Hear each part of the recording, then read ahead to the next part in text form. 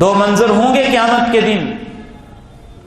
ایک منظر ایسا ہوگا کہ اللہ ایک انسان کو بلائیں گے, اس سے پوچھیں گے افعلت کذا افعلت کذا, تجھ سے یہ غلطی ہوئی, تجھ سے یہ غلطی ہوئی, جی ہوئی, یہ خطا ہوئی, جی ہوئی, یہ خطا ہوئی, جی ہوئی.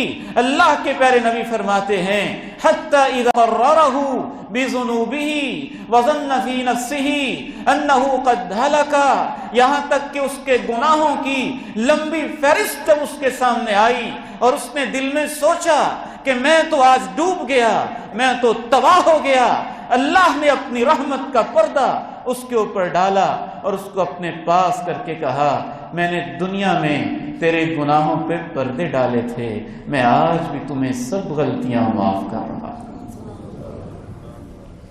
یہ پردہ پوشیاں کرتا تھا نا, تو اس کی پردہ پوشی ہی بنتی تھی.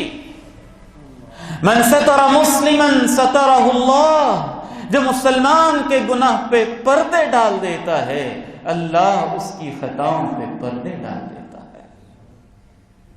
ایک دوسرا منظر بھی ہوگا, انبیاء کھڑے ہیں, رسل موجود ہیں, صدیقین موجود ہیں, شہداء موجود ہیں, صالحین موجود ہیں, ماں باپ موجود ہیں, بیٹے بیٹیاں موجود ہیں, بہن بھائی موجود ہیں, رشتہ دار اقارب موجود ہیں, استاد شاگرد موجود ہیں, حضرت آدم سے لے کے قیامت کے آخری انسان تک بنی نوع انسان موجود ہے, اور سب کے سامنے بلا کے اس کو ذلیل و رسوا کر کے کہا جا رہا ہے لعنت ہو ان ظالموں پر, اس نے یہ کیا, اس نے یہ کیا, اس نے یہ کیا.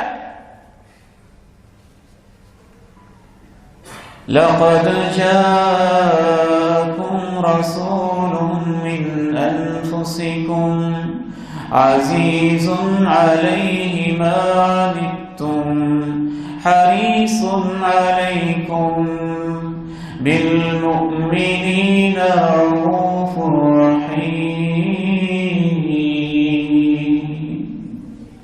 وہ رؤوف الرحیم ہے.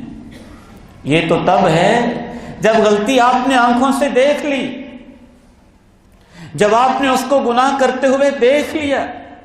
اس کا یہ مطلب نہیں ہے اس کو سمجھایا نہ جائے, اسے سمجھایا بھی جائے, اسے نصیحت بھی کی جائے, ٹیبل ٹاک بھی کی جائے, اس کو اپنی حیثیت کے مطابق, تعلق کے مطابق ڈانٹ بھی پلائی جا سکتی ہے, لیکن دوسروں کے سامنے, سرے بازار, چوک چوراہے میں سب کے سامنے اس کو تانے دینا, اس کو ذلیل کرنا, شریعت نے اس کی اجازت نہیں دی. یہ تب ہے جب آپ نے غلطی اپنی آنکھوں سے دیکھ لی, پھر بھی اس پہ پردہ ڈالنا ہے. اور اگر آج کا مسلمان اسے سوچنا چاہیے, وہ غلطیاں جو اس نے کی ہی نہیں اپنی طرف سے گھڑ گھڑ کے آپ بنا کے پیش کرتے رہے, تو پھر کیا ہوگا؟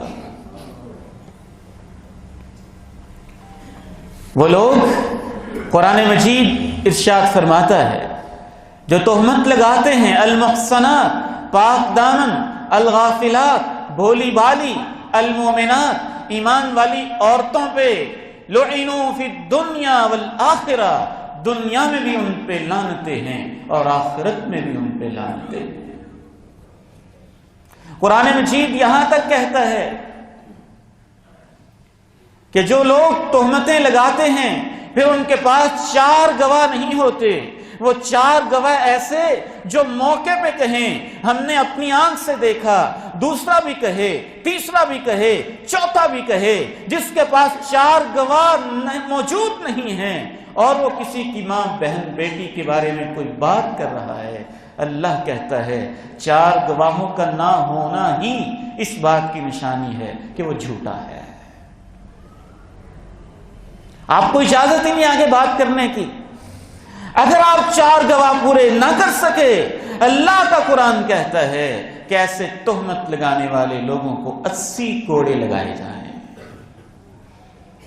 ان کی گواہی آئندہ کسی عدالت میں قبول نہ کی جائے, اور اللہ کے نزدیک وہ فاسق لوگ ہیں, بدکار لوگ ہیں, جان بوجھ کے نافرمانی کرنے والے لوگ ہیں.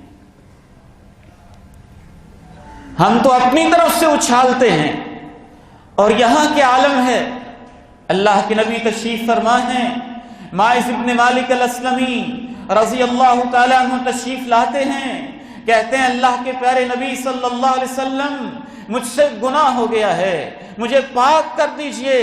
آپ کہتے ہیں ارجع تب الی اللہ واستغفر، ماعز واپس چلے جاؤ، اللہ سے معافی مانگو، توبہ کرو، اللہ معاف کرنے والا ہے۔ ماعز تھوڑی دیر چلتے ہیں، ضمیر گوارا نہیں کرتا کہ مدینے میں رہ کے اللہ کے پیغمبر کی موجودگی میں مجھ سے خطا ہو گئی، میں نے کسی کی عزت کو تار تار کر دیا۔ تھوڑی دیر چلتے ہیں پھر واپس آ جاتے ہیں، اللہ کے نبی گناہ ہو گیا ہے، مجھے پاک کر دیں۔ آپ پھر کہتے ہیں ماعز واپس چلے جاؤ، اللہ سے معافی مانگو، اللہ سے توبہ کرو۔ وہ پھر تھوڑی دیر چل کے پھر واپس آ کے کہتے ہیں اے اللہ کے پیارے نبی جی مجھ سے گناہ ہو گیا ہے، مجھے پاک کر دیجئے۔ آپ فرماتے ہیں واپس جاؤ، توبہ کرو، اللہ سے معافی مانگو۔ تھوڑی دیر چلتے ہیں پھر واپس آ جاتے ہیں، 3 دفعہ ان کو واپس کیا، اور چوتھی مرتبہ آ کے کہنے لگے اے اللہ کے پیارے نبی مجھے پاک کر دیں۔ پھر آپ نے پوچھا کس چیز سے پاک کر دوں، کیا ہوا ہے؟ کہا جی زنا ہوا ہے، بے حیائی ہو گئی ہے، بدکاری ہو گئی ہے۔ کیسے انداز تھے پردہ پوشی کے، 3 دفعہ واپس کیا، چوتھی دفعہ پھر وضاحت پوچھی کیا ہوا ہے، پھر بھی چاہا اس پہ پردہ پوشی ہی رہے۔ پھر اپنے صحابہ سے پوچھا جانتے ہو یہ پاگل تو نہیں ہے، دیوانہ تو نہیں ہے، مجنون تو نہیں ہے؟ صحابہ نے کہا نہیں۔ پھر 5ویں دفعہ کہا دیکھو نشے میں تو نہیں ہے، نشے کے اندر تو نہیں ایسی باتیں کر رہا۔ صحابی نے کھڑے ہو کے سونگا، اس کے منہ سے کوئی نشے کی بدبو نہیں آ رہی تھی۔ کہا جی نہیں نشے میں نہیں ہے۔ 5 کوششیں ہو گئیں، پھر 6ٹی مرتبہ اس سے پوچھا ماعز جانتے ہو زنا کیا ہوتا ہے؟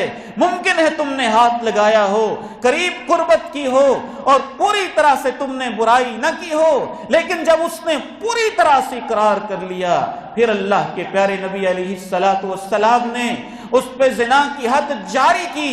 اور اس کے بعد جب صحابہ نے تبصرے کیے تو 7واں انداز پردہ پوشی کا یہ تھا، فرمایا ماعز کے بارے میں باتیں مت کرو، اللہ سے اس کے لیے معافی مانگو، تمہارا وہ بھائی رب کے پاس جا چکا ہے اور ایسی توبہ کر کے گیا ہے۔ ایک امت میں تقسیم کی جائے تو ماعز کی توبہ سے ایک امت کو بھی اللہ معاف کر دے گا۔ تم باتیں کر رہے ہو، وہ تو جنت کے نہروں میں غوطے لگا رہا ہے، اور تمہارا کاروبار ہی باتوں پہ چلتا ہے۔ میڈیا کا سارا بزنس ہی پگڑیاں اچھالنے پہ چلتا ہے، اور یہ سارا کا سارا سلسلہ ہی اس چیز پہ چلتا ہے۔ لَقَدْ جَاءَكُمْ رَسُولٌ مِّنْ أَنفُسِكُمْ عَزِيزٌ عَلَيْهِ مَا عَنِتُّمْ حَرِيصٌ عَلَيْكُمْ بِالْمُؤْمِنِينَ رَءُوفٌ رَحِيمٌ۔